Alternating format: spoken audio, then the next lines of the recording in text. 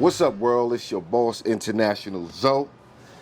I'm here with my brother Kenny, aka Passport Dog. Don't pay the gringo price. Classic quotes. So, Passport Dog is a content creator. Early in before my travels to Colombia, I was doing some research online, trying to gather as much information as I possibly could, and his channel is one of the channels I came across in regards to Medellin Colombia, in regards to information, where to go, where to stay, where to party, the do's and don'ts, basically, from, I guess you would say, another black man's perspective, from the States. So, his word, listening to him, it felt like someone I could relate to, you know what I mean, and trustworthy. So if you don't know about his channel, check him out. It's my brother Passport Dog. And tell the people where you're from. Yeah, I was born in Florida, Fort Lauderdale. All my family's Haitian. I'm actually one of the first Haitian generations. My family immigrated here. Me, my brother's cousin were the first generation Americans.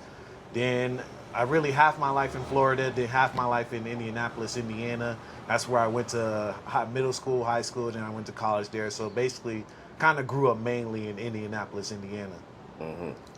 What did you study in school? I went to school for computer science. Mm-hmm.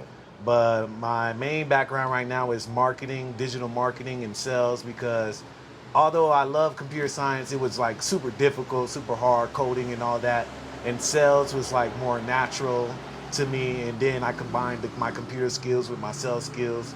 And you got digital marketing so online. Is that what you do now to sustain yourself here? Yeah, like I do gigs here and there, create marketing campaigns for people who want to sell just about anything you want to sell online, creating campaigns. But also, like, the main thing I do here is like tourism. I have a big network of tours. Like, people come out here for the first time, they want to party, they want to have fun. I got a network of tours, from like airport pickups to send people to Guadalupe and ATV rides, and then we link up at night and we party all night, go to strip clubs, all over. Yeah. Sounds good. What brought you to Medellin Colombia, or what inspired you? Originally, I was making money with this clothing brand I had. I was making money online with clothing, and I came out here to really outsource my materials, because it's cheaper if you go overseas. If you're in the clothing business, making clothes in America could be a lot more expensive versus going overseas, getting cheaper materials, cheaper labor, and then shipping it to the U.S. So that was my main objective. But then I just got caught up in the life, and I just love it. I came out here for I was planning on staying for 3 to 6 months anyway. Then it just turned into forever. So what was maybe the first pieces of culture shock that you noticed when you got here? Like, culture shock, nothing really. It's just speaking Spanish. Mm-hmm. That was your main challenge? Yeah, that was the real main challenge. But I had private tutors. I took group classes. And over time, my Spanish is good right now, to where I don't need like a translator. I can have I'm not fluent, but I don't need a translator. Mm-hmm. And I can have normal conversations with everyone. Right. What was the big differences you saw between coming here and moving from the States? It's Indianapolis in general. Yeah, number one, Indiana is super cold. Like, it's just, out here, people are a lot more friendly. Like, there's not one time I felt like really in danger or not safe at all. But I do work in tourism. I do meet a lot of people. Crazy shit does happen here. Right. Like, I had friends that's been drugged before, robbed, cell phone robbed. That's the most common. Pickpocketing. Like, a girl will walk up to you, hey, Poppy, grab you by the balls, and like, hey, next thing you know, where's my phone? Right. Or I've been in situations where, like, literally, I got a guy got robbed by with a knife, got his phone stolen, like, literally 4 days ago. So these things do happen, but 9 times out of 10 times, like, I never had a single issue. 4 in the morning, I'm walking home. I feel super safe. Right. So it's more of they do happen. It can happen. Just be aware that it's a possibility. It is a possibility, but 9 times out of 10 times, you're gonna be fine. Right. So, what would you say for someone getting ready to come here? What should they do to prepare? Number one, book a tour and just link up with me, and I'll show you the ropes. But brush up on your Spanish. Brush up on your Spanish. Make sure your Spanish is tight, and like really do your research on what is your purpose. Number one, like everybody's here for all kinds of reasons, but mainly people are here for vacation. They want to just check out the scene. You want to stay in Poblado, stay as close to the 10th Street, the main action. That's just stay here and brush up on your Spanish, get to know the area. But overall it's pretty safe. It's pretty safe. Medellin is probably one of the coolest, relaxed places ever. Right. What are some of your favorite things to do here? My favorite things, just partying, going to different clubs, discotecas. But outside of that, I like to go hiking. I was trying to go hiking today, but the weather here, it rains almost every day out here. So depending on the weather, I like to just go out on little excursions, just fresh air, get outside the main city. Okay, let's break it into pieces. The nightlife, the tourism, and what other element would it be that someone would be here for? I mean, okay, let's say food and other entertainment. Food. As far as food go, I really don't like Colombian food. It's pretty plain and basic, and they all serve the same stuff. You go to 10 restaurants, they serving the same food. Really? There's not a lot of variety, but there is your specialty restaurants. You want sushi, steak. They got restaurants for that, but overall, Colombians are very basic people. They don't. The food here is not. That's one of my biggest complaints. It's the food. There's not that much variety. Yeah, Colombia is not particularly known for its food. Yeah. So yeah, I could dig it. Nightlife. The different types of nightlife. Well, you got the hoes, of course. You got your spas. You got your strip clubs. There's the really big spas. You got the Lutron, the Pablo's Mansion. That's a really good one, very popular, and it's a good story to tell. Hey, I banged a chick at Pablo's Mansion. You can't. Not a lot of people can say that.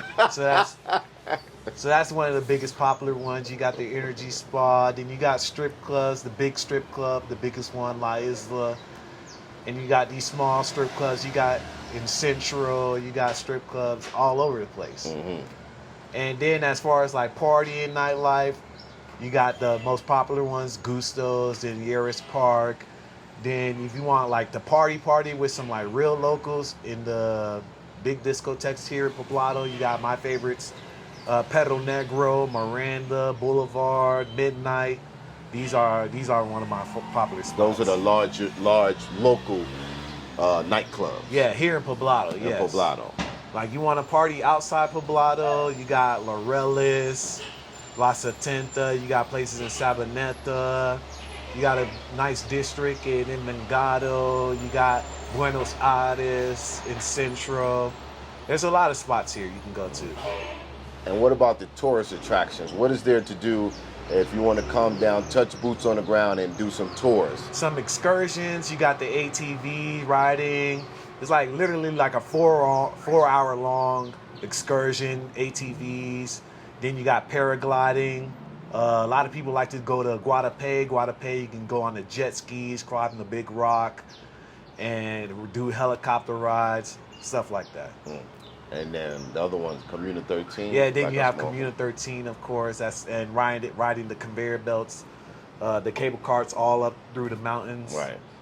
And the only other one I would say, I guess, is the Pablo Escobar tour. Yeah, you got the Pablo Escobar tours where they break down the history and you get to meet his brother. You can meet Pablo Escobar's brother. You can go to the prison, see the site where he got shot and killed, and learn just about the history of Pablo.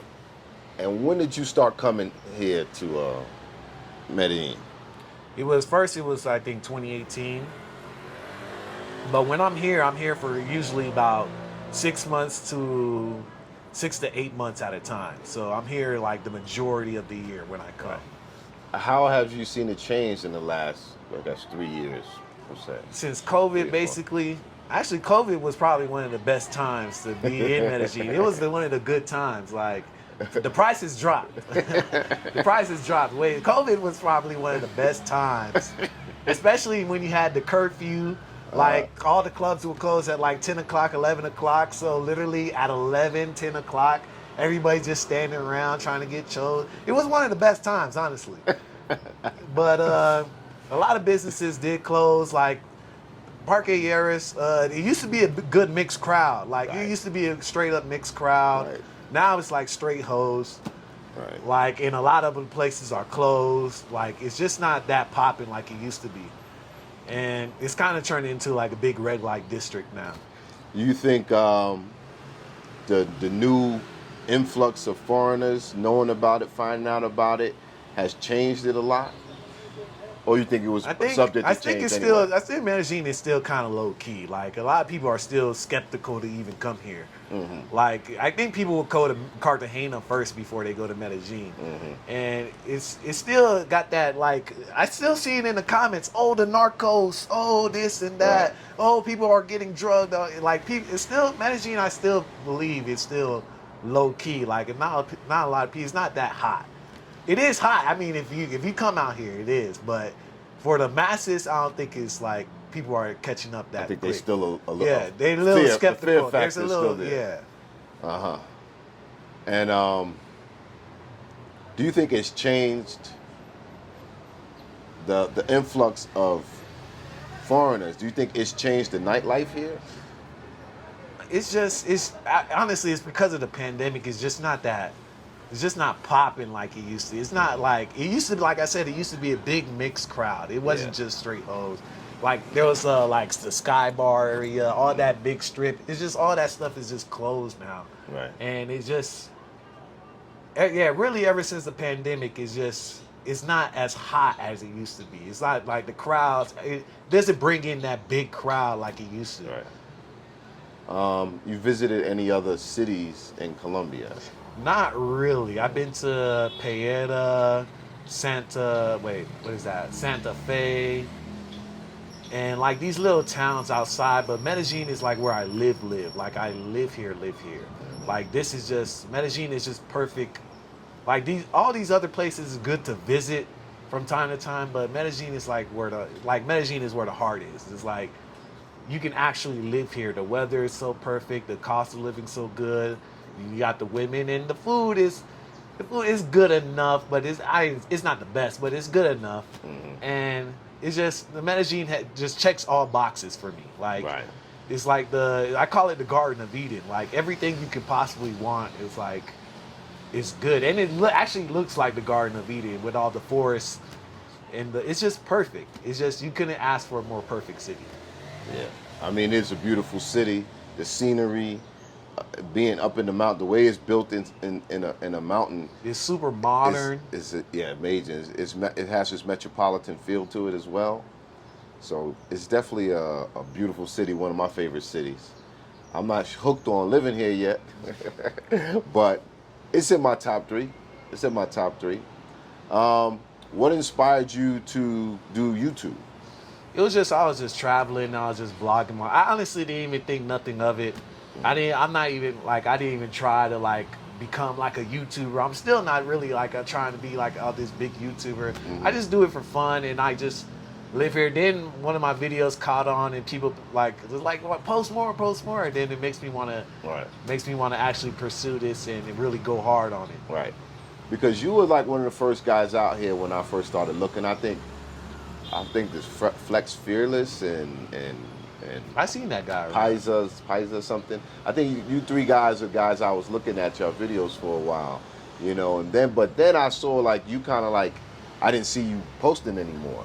So what happened during that time when you kind of like stopped? It was just, I honestly didn't like my YouTube really just started. It didn't even blow up until the Gringo Price video. Okay. But I didn't even think people even liked me, honestly. Like I just did it I just posted it for fun. I didn't even think nothing Right. of it. But over time, it's like I can really use this platform to like really do a lot of stuff in life. Right. It definitely, I think YouTube helps. It's great for information. I think that's the number one reason why people use YouTube in general, to find out things. And sharing is very important when you're trying to move and travel somewhere, to try to find out as much as you can about this place before you arrive there. So, you know, probably you underestimate the influence that you had, and the information that you were sharing was valuable. Yeah, but like now, like I'm famous in like real life. Like I go out, like people are like Passport Dog, and now I see the like influence I have. Like wow, people actually watch my shit. Like wow. Right. So what's in the future for you here? It's just right now. It's just like I'm trying to be like the center of like creatives. Like I know all the photographers. And we're trying to get like this little venue and like throw like little events and try to be like the center of like all photographers, artists here in Medellin. Right. That's the vision. Nice. They definitely have art culture. You see graffiti on the wall. You see the music, the dance. You know what I'm saying? Similarities in that way. You see that here. They have great tattoo artists here. I know some friends. I see some people, some girls. The work is awesome. You know, my boy got a tattoo done here. I don't have any tattoos, but they saw the work he had, and they said, we do much better work than that. Without being disrespectful to whoever did his previous tattoos, but they did a wonderful tattoo on him in like record time, and it's one of the nicest pieces he had. So the art is a big thing here, and I definitely see from your Instagram the photography element, and you know what I mean? Yeah, I'm more popular on Instagram than I am on YouTube. You got to match the two. Yeah. Match the two. How can people find you if they want to get in contact with you? Instagram, YouTube, Passport Dog, Passporte Dog, D-O-G. Passport Dog. Let's see. Anything you want to say or mention in closing? Hey, if you're here in Colombia, hit me up. I live here. Like, you cannot come here and not mess with Passport Dog. Let's grab a beer, drink, bang some hoes. I live here. You're in Medellin, hit me up. Passport Dog. Peace.